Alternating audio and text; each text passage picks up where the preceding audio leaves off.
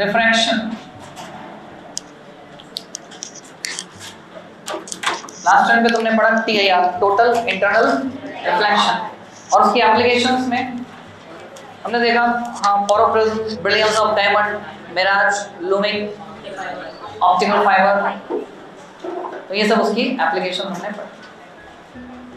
अब इससे आगे की बात करें तो अगर रिफ्रैक्शन किसी कर्व्ड सरफेस से हो, लाइट जाकर इंसिडेंट है किसी कर्व्ड सरफेस पे। अब कर्व्ड सरफेस दो तरह की हो सकती है, कॉन्केव या फिर कॉन्वेक्स। कुल मिलाकर 4 केसेस बनते हैं कि रेयर मीडियम से डेंसर में जाएगी। अब वो डेंसर कॉन्केव हो सकता है या फिर कॉन्वेक्स। डेंसर टू रेयर जा रही है, कॉन्वेक्स हो सकता है कॉन्केव। 4 केसेस, चारों केसेस के लिए डेरिवेशन मेथड सेम, एक जैसा ही डेरिवेशन। तो वो डेरिवेशन हमको तैयार करना है। रिजल्ट अगर हम साइन कन्वेंशन लगाते हैं, यूज करते हैं, तो चारों का रिजल्ट भी एक ही आता है, तो वो हमको तैयार करना है। और ये सबसे ज्यादा पूछा जाने वाला सवाल है रे ऑप्टिक्स। ये वाला डेरिवेशन सबसे ज्यादा पूछा जाता है। तो एक फॉर्मूला, क्या तुम उससे फैमिलियर हो? वो तुम्हें बताना है। फॉर्मूला मैं यहाँ पे लिख रहा हूँ, μ2 upon v minus μ1 upon u equal to μ2 minus μ1 upon r। तो इसको डिराइव करने जा रहे हैं हम, इससे तुम्हारी फैमिलियरिटी बनेगी।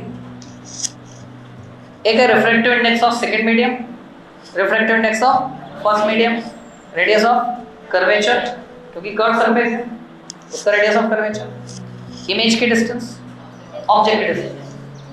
कहाँ काम आता है? एक पेपर वेट है, पेपर वेट। पेपर वेट में अगर तुमने गौर किया, जैसे कंचा होता है, कांच के अंदर बबल होते हैं कई बार। इस पेपर वेट में एक बबल है, एयर बबल, कर्व सरफेस। तो ऐसी सिचुएशन में अगर कोई लाइट आकर इस पर इंसिडेंट होती है और वो इसमें अंदर जाती है, तो पहली कर्व सरफेस तो ही होगी। इसकी वजह से कहीं इसकी इमेज बनेगी, ऑब्जेक्ट कहीं रखा है उसकी इमेज कुछ दूरी पर बनेगी, इसका सर्टेन कर्वेचर है, इसका कुछ रिफ्रैक्टिव इंडेक्स है, तब इसे लगाएंगे। फिर अंदर फिर से हवा आ गई, एयर बबल है। तो जहां जहां भी कर्व सरफेस आएगी और रिफ्रैक्शन होगा, मीडियम चेंज हो रहा है, रे जा रही है एक मीडियम से दूसरे मीडियम में, और सरफेस कैसे आ गई? कर्व। वहां पर हम इस फॉर्मूले को यूज करें। तो इसकी एप्लीकेशन भी हमको समझनी है, उसको डिराइव भी करना है। तो तुम हेडिंग लगा सकते हो 3 नंबर में derivation 3m, refraction at A curved surface.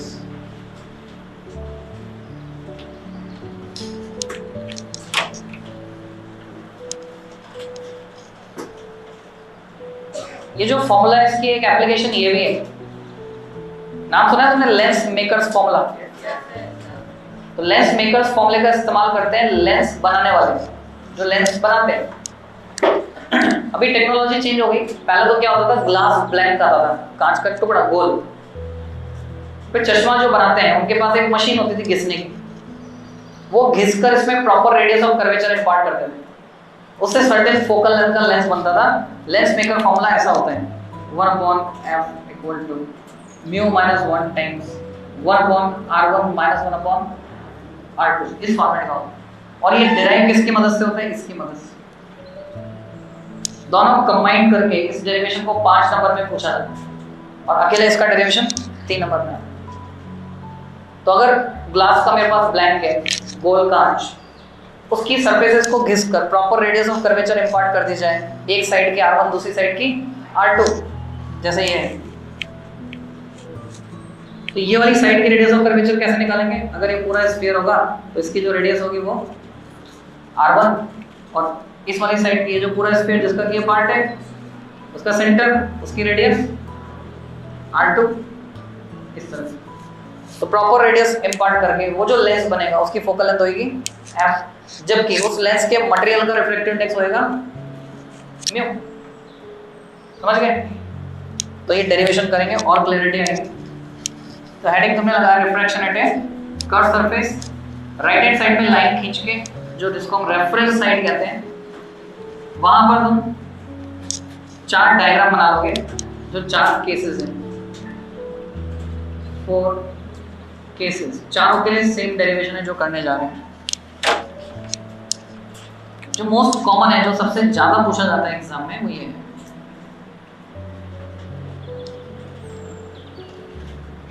Light रे जा रही है from rare to denser medium.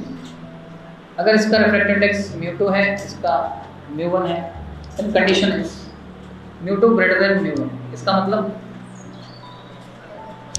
Second medium denser है और फर्स्ट मीडियम रेयर है। यहां से लाइट जा रही है, दिस इज पॉइंट आउट। ये है केस 1। केस 2,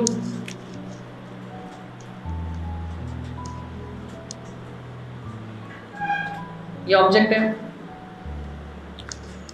अब की बार सिचुएशन चेंज हो गई, ये μ2 है और ये μ1 है।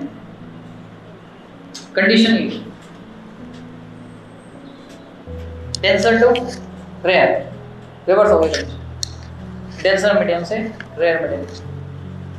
तो बाकी 2 कंडीशन तुम प्रेडिक्ट कर सकते हो। सरफेस कॉनकेव हो गई, ये भी कर्व है। ये ऑब्जेक्ट रेस में जाएगी। अभी ये μ1 है और ये μ2 है, मतलब रेयर टू डेंसर। चौथा केस कौन सा बना, खुद बना सकता है। μ2 μ1 इंटरचेंज हो जाएंगे। तो यहाँ पे जो मोस्ट कॉमन, सबसे ज्यादा पूछा जाता है, वो मैं ड्रॉ कर रहा हूँ। इसके लिए हम डेरिवेशन करेंगे। क्वेश्चन कई तरह से पूछा जाता है। कई बार एक रे डायग्राम बना हुआ आता है, तुमसे बोलते हैं complete the ray diagram and obtain relation between μ1 μ2 u and v and r। μ1 की जगह मैं इसको n1 भी लिख सकता हूँ और यहाँ μ2 की जगह मैं n2 भी लिख सकता हूँ। इसको बोलेंगे पोल P।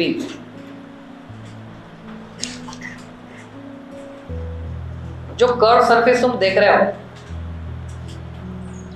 ये जिस स्फीयर का हिस्सा है, उस स्फीयर को अगर मैं पूरा बनाता हूं तो उस स्फीयर का सेंटर यहां कहीं होगा, जिसको हम बोलेंगे सेंटर ऑफ कर्वेचर। पीसी हो जाएगी रेडियस ऑफ कर्वेचर। और ये पीसी प्रिंसिपल एक्सिस भी है। This is principal axis also. एक होता है पॉइंट ऑब्जेक्ट, एक होता है ऑब्जेक्ट। ऑब्जेक्ट में फाइनाइट साइज होगा, पॉइंट ऑब्जेक्ट को रिप्रेजेंट करेंगे पॉइंट से। पॉइंट ऑब्जेक्ट की इमेज भी पॉइंट इमेज बनेगी। इमेज फॉर्मेशन का फंडा वही है कि एक रे जाएगी पैरेलल टू प्रिंसिपल एक्सिस या अलोंग द प्रिंसिपल एक्सिस। मान लो ये रे जा रही है along the principal axis, pole से ऊपर जा रही है, स्ट्रेट चले जाएगी। दूसरी रे माना कि यहां किसी पॉइंट ए पर जाकर इंसिडेंट होती है, जिसका रिफ्रैक्शन होगा। तो मैं क्या करता हूं, सी को ए से ज्वाइन कर देता हूं। सी को ए से ज्वाइन करते हुए अगर मैं एक लाइन खींचता हूं, इस लाइन को हम क्या कह सकते हैं, नॉर्मल, क्योंकि जो रेडियस होती है वो नॉर्मल होती है। तो एंगल ऑफ इंसिडेंस कहां हुआ, ये हो गया एंगल ऑफ इंसिडेंस। रे जा रही है rare to denser medium, bend होगी, बैंड होके नॉर्मल के पास आएगी, बैंड होके नॉर्मल के पास आएगी और प्रिंसिपल एक्सिस से जहां कहीं जाकर मिलेगी वहां पर पॉइंट ऑब्जेक्ट की पॉइंट इमेज बनेगी आई। दो रेज जहां मिलती हैं, इंटरसेक्ट करते हैं, इमेज बनती है। अब इन रेज को डिस्टिंग्विश करने के लिए हम क्या करते हैं, ये जो रेज आ रही है इसमें तो एक एरो लगा देते हैं, यहाँ रिफ्रैक्शन हुआ इसका, इसमें 2 एरो लगा देते हैं, डबल एरो। तो एक रे जा रही है अलोंग द प्रिंसिपल एक्सिस, जो सीधी पहुंच गई, दूसरी रिफ्लेक्ट होकर पहुंच गई आई पर, इमेज बन गई। अब जो डिस्टेंसेस हैं उनको मार्क करेंगे हम, वेरियस डिस्टेंसेस। जैसे सारी डिस्टेंसेस नापी जाती है पोल से, पोल से नापेंगे ऑब्जेक्ट तक की डिस्टेंस u। ये एक लॉजिकल सीक्वेंस है डायग्राम में, तुम्हें साथ साथ में ही बनाना था, बनाते चलना था step by step.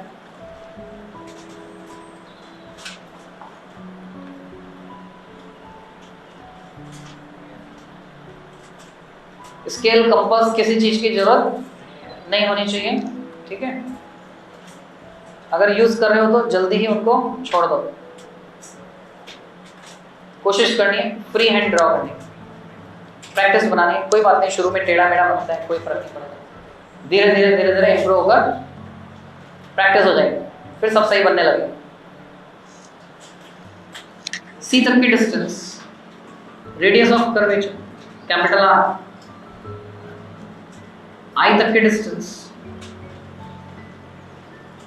We, image distance छोटा v, small v. 12th class में तुम जितने भी डायग्राम बना रहे हो कोई भी अप टू स्केल नहीं है, means these are representations only, इनको नापकर नहीं बनाया गया, अप टू स्केल नहीं।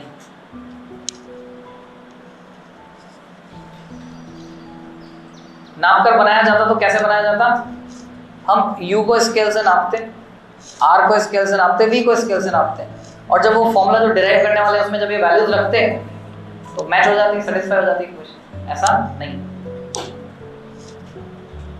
तो डायग्राम पूरा बन चुका है, इसमें कुछ एंगल्स और मार्क करेंगे, उनकी जरूरत है हमको। तुम्हें समझना है, यहाँ पे तुम्हें हॉरिजॉन्टल डिस्टेंसेस जो मैंने फॉर्मूला लिखा था थोड़ी देर पहले, इनके बीच रिलेशन निकालना है, u r v μ1 μ2, बाकी और कुछ नहीं आना चाहिए। पर जो अभी तक हम जानते हैं रिफ्रैक्शन में, हम जानते हैं स्नेल्स लॉ, तो रिफ्रैक्शन हो रहा है पॉइंट ए पर, तो वहां लगा सकते हैं स्नेल्स लॉ। स्नेल्स लॉ लगाएंगे तो यहाँ पे आई आएगा और angle r, angle of refraction. अब आई और r की मदद से उसको इनको लाना है हमको, u r और v, तो कैसे लाएंगे, हम कुछ और एंगल इसमें मार्क करते हैं, जैसे ऑब्जेक्ट पे बनने वाला एंगल अल्फा, इमेज पर बनने वाला बीटा, सेंटर ऑफ कर्वेचर में बनने वाला गामा।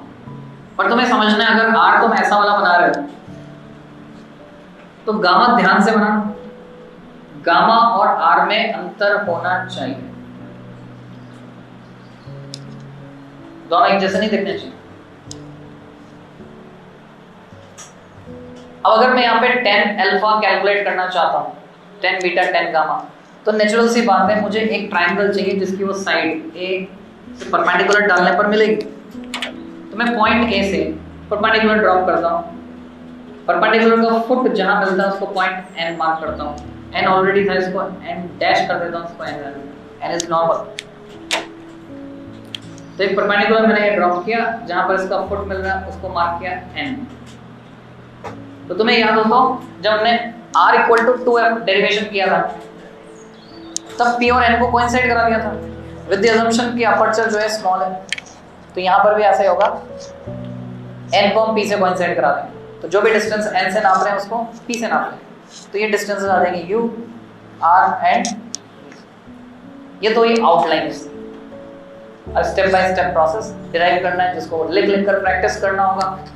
फैमिलियरिटी जैसे जैसे बढ़ती जाएगी कॉन्फिडेंस बढ़ता जाएगा, तुम्हें आसान लगने लगेगा, अभी नहीं लगेगा, अभी मुश्किल लगेगा।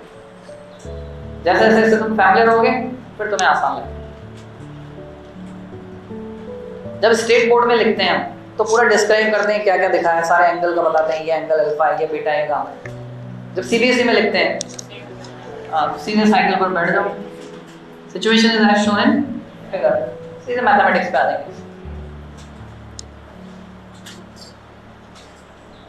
Applying Snell's law at point A.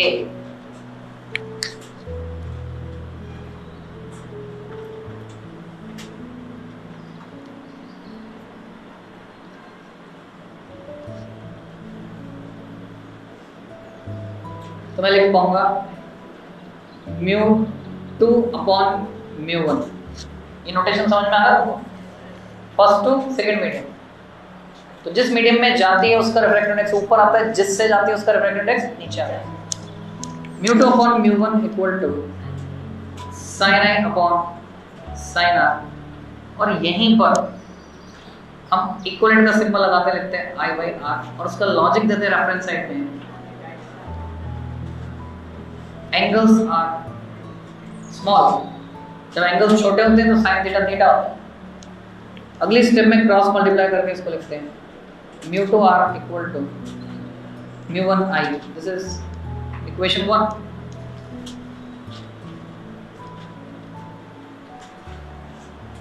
अब हम चाहते हैं i की जगह अल्फा बीटा गामा ले लें। तो मैथमेटिक्स में एक थ्योरम तुमने पढ़ी, exterior angles exterior angle equal to sum of interior opposite angles लगा इन फिगर। आई कितना है? I exterior angle alpha plus gamma, alpha plus gamma and हमें पता है कि गामा एक्सटीरियर है, आर और बीटा इंटीरियर अपोजिट है, पर हमें आर की वैल्यू चाहिए। तो एक स्टेप दिमाग में चलाएंगे, आर प्लस बीटा गामा के बराबर है, तो आर हो गया गामा माइनस बीटा।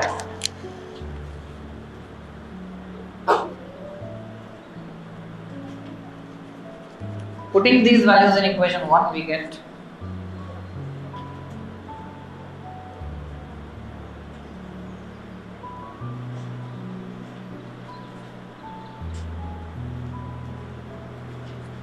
ऐसे लैंग्वेज लिखनी होती है तुम्हें बीच बीच में मैथमेटिक्स के साथ ये लैंग्वेज।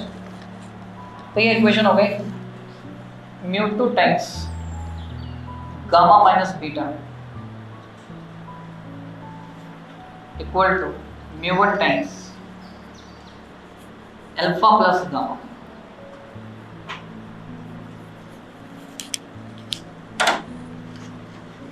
हम देख रहे हैं गामा दोनों साइड आ रहा है, एक की तरफ लिया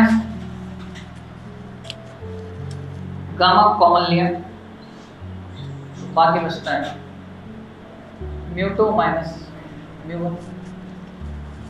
इस बात पे गौर करो, तुम में से बच्चे जो हैं, तुम में से कुछ बच्चे म्यू और यू एक जैसा मत बनाना, दोनों में अंतर होना चाहिए। म्यू है और नीचे यू में सिर्फ एक तरफ ये रहती है। इक्वल टू म्यू 1 अल्फा और इधर से माइनस वाला बीटा इधर आके प्लस हो गया म्यू 2 बीटा।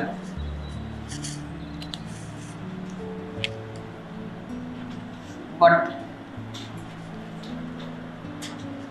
हमको ये सारी हॉरिजॉन्टल डिस्टेंसेस चाहिए, तो मैं क्या लिखूंगा, एंगल छोटा बनाते हुए अल्फा को tan अल्फा और tan अल्फा को मैं लिख सकता हूँ perpendicular an upon base on। on को मैं लिख पाऊंगा OP। तो सारे कन्वर्जन हमको ऐसे समराइज करके करने फास्ट। तुम्हें टेक्निक सीखनी है डेरिवेशन, कैसे डेरिवेशन को छोटा बनाया जाता है, नहीं तो बहुत लंबे लंबे डेरिवेशन तो एग्जाम में इतना लिखने लगोगे टाइम बहुत सारा लग जाएगा। तो कहाँ पर हम स्टेप्स खाते हैं, कैसे शॉर्ट करते हैं, वो तरीका तुम्हें सीखना है। तो हम लिख सकते हैं but alpha equivalent tan alpha equal to an upon on। an में कोई ऑब्जेक्शन नहीं, हमको on को कन्वर्ट करना चाहते हैं। अगर अगली बार कन्वर्ट करेंगे तो फिर से एक स्टेप बढ़ानी पड़ेगी, अगली बार नहीं जाएंगे, यहीं निपटाएंगे। Equivalent an upon OP। साथ में दिमाग में समझते भी जाओ OP क्या है। OP ऑब्जेक्ट से पोल की डिस्टेंस, क्योंकि ऑब्जेक्ट से पोल नाप रहे हैं तो ये क्या है, माइनस यू की प्लस यू, माइनस। ये समझते हो जाओ। रीजन देंगे रेफरेंस साइड में, कंबाइंडली चला जाएगा रीजन एज अपर्चर। तुम चाहो तो अपर्चर का नाम लिख सकते हो, यहाँ P तो है ही सही, M ये वाला पॉइंट हो गया और ये हो गया M dash aperture MP M dash and angles are small. Angles छोटे हैं इसलिए tan अल्फा को अल्फा लिखा, अपर्चर छोटा है इसलिए n और p को कोइंसाइड करा दिया एंड सिमेट्री से beta equivalent tan beta equal to tan beta की वैल्यू निकालता हूं perpendicular an upon ni।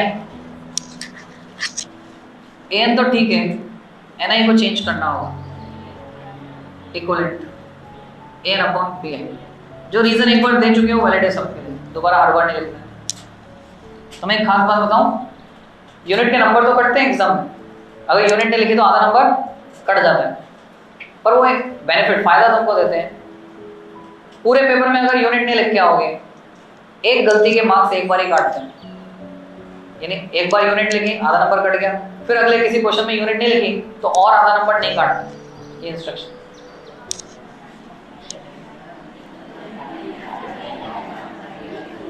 Per unit को छोड़ना समझदारी नहीं है, कई क्वेश्चन यूनिट से सॉल्व हो जाते हैं। गामा इक्वलेंट और कई क्वेश्चन यूनिट बेस्ड आते हैं, यूनिट पे पूछते हैं। 10 गामा, 10 गामा बनेगा an upon nc, an upon nc। an तो ठीक है, nc नहीं चाहिए हमको। अब यहीं से तुम्हें समझ में आ रहा है pi पोल से इमेज, बताओ पॉजिटिव होगा v की नेगेटिव होगा? v is positive, pc r is positive. Sign convention के साथ जितने भी डिस्टेंस पॉजिटिव एक्स एक्सिस में पॉजिटिव, जितनी नेगेटिव एक्स एक्सिस में नेगेटिव। पुटिंग दीज वैल्यूज, इसको इक्वेशन नंबर 2 देते हैं हम, 2 में रखते हैं। This is equation number 2। Putting above values of alpha, beta and gamma in equation 2, we get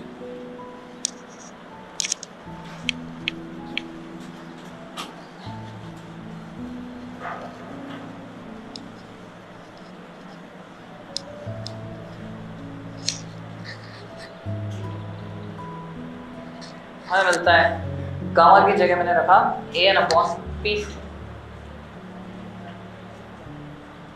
times μ2 minus μ1 equal to μ1 ऐसा का ऐसा अल्फा की जगह लिखेंगे an upon OP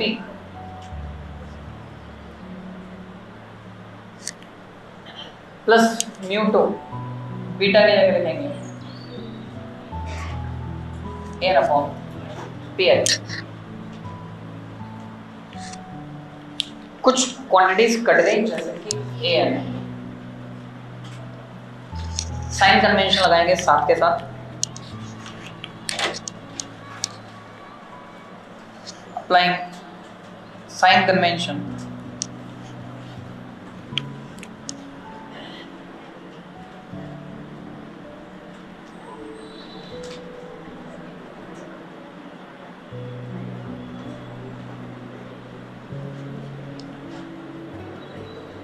PC equal to R, OP equal to minus U and PI equal to V. We get formula मिल गया आपको μ2 minus μ1 upon R equal to, जो पॉजिटिव है उसको पहले लिख देते हैं μ2 अपॉन V माइनस नेगेटिव वाले को बाद में μ1 अपॉन u। ये डिराइव करना, इसका एक फॉर्मेट और बनता है। हमें पता है μ2 अपॉन μ1 होता है म्यू, तो अगर मैं इस पूरी इक्वेशन को μ1 से डिवाइड कर दूं तो μ2 अपॉन μ1 को लिखूंगा mu minus 1 upon r mu upon v minus 1 upon u। ये अनदर फॉर्मेट। तो refraction for a curve surface में ये डेरिवेशन इतना तुम्हें लिखना होता है 3 नंबर में, और ये शॉर्टेस्ट वर्जन है उसका, किसी भी किताब में इससे छोटा तुम्हें नहीं मिलेगा जो एक्सेप्टेबल हो बोर्ड में। कंपटीशन में तुम्हें एक ट्रिक लगा के करवा सकते हैं छोटा, और वो बोर्ड में एक्सेप्टेबल नहीं होगा ट्रिक लगा के छोटा किया। इसमें हमने कोई ट्रिक नहीं लगाई, जनरल अजम्पशन लगाए एंगल आर्क्स। तो इसकी प्रैक्टिस जब तुम कर लोगे और इस पर बेस न्यूमेरिकल सॉल्व कर लोगे तो ये आसान लगेगा। अभी नया नया है, थोड़ा मुश्किल लग सकता है। अब इसको यूज करेंगे लेंस मेकर्स फॉर्मूले के डेरिवेशन।